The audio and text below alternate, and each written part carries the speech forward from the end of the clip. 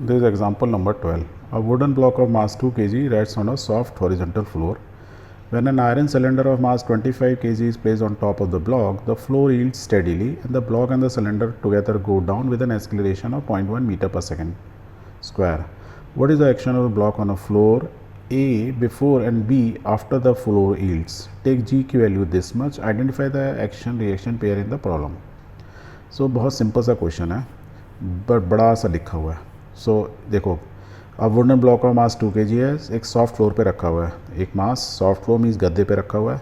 यदि मास है तो उस पर रिएक्शन ग्रेविटी की वजह से क्या नीचे फोर्स लगा एम जी. एम क्या है 2g. जी की वैल्यू कितनी है 10, तो I can say is 20 Newton.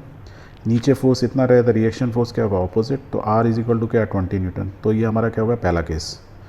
दूसरे केस में आफ्टर में क्या हुआ, ये हमारा पहला केस हुआ. आफ्टर में क्या किया इन्होंने, इसके ऊपर इसके ऊपर एक 25 kg का सिलेंडर रख दिया और 25 kg का सिलेंडर रखा. क्योंकि ये गद्दा था तो क्या हुआ, गद्दा स्टेडीली वो ईल्ड होने लगा. ईल्ड होने का मीन्स नीचे दबने लगा, तो ये ऐसे दब गया. और दबा तो धीरे धीरे उसकी स्पीड बढ़ती गई. दबता एकदम तो दबेगा नहीं, धीरे धीरे करके दबा. तो उसके किस एस्केलेशन दबा 0.1, तो मीन्स एस्केलेशन 0.1 मीटर पर सेकेंड स्क्वायर है. तो आपको देखो ये दिया हुआ है, ये सारा चीज़ दिया हुआ है. तो अब वो पूछ रहा है एक्शन रिएक्शन पेयर. पहले तो बता दें एक्शन रिएक्शन पेयर बना देते हैं. देखो इसमें टोटल फोर्स कितना लगेगा नीचे 2 kg प्लस 27 kg इंटू जी 10 है 270 kg.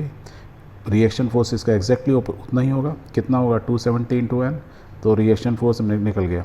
बट ये रिएक्शन फोर्स और ये दोनों अभी बैलेंस नहीं थे. बैलेंस क्यों नहीं थे, क्योंकि जब इनिशियली जब रखा था जब, तो ये धीरे धीरे नीचे जाने लगे. दैट मीन्स जो नीचे फोर्स लग रहा है वो ज़्यादा है रिएक्शन फोर्स के मुकाबले, इसीलिए तो एस्केलेशन है. तो that means 270 minus R is equal to total mass into acceleration A दिया हुआ है.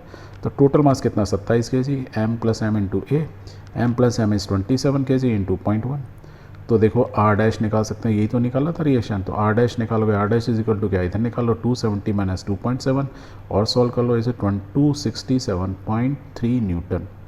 तो इस केस के अंदर रिएक्शन फोर्स एग्जैक्टली बराबर नहीं हुआ, क्योंकि नीचे का फोर्स ज़्यादा, ग्रेविटेशन फोर्स ज़्यादा था. तो धीरे धीरे नीचे का जब बैलेंस्ड हो गए दोनों तब ये दोनों बराबर हो जाएंगे.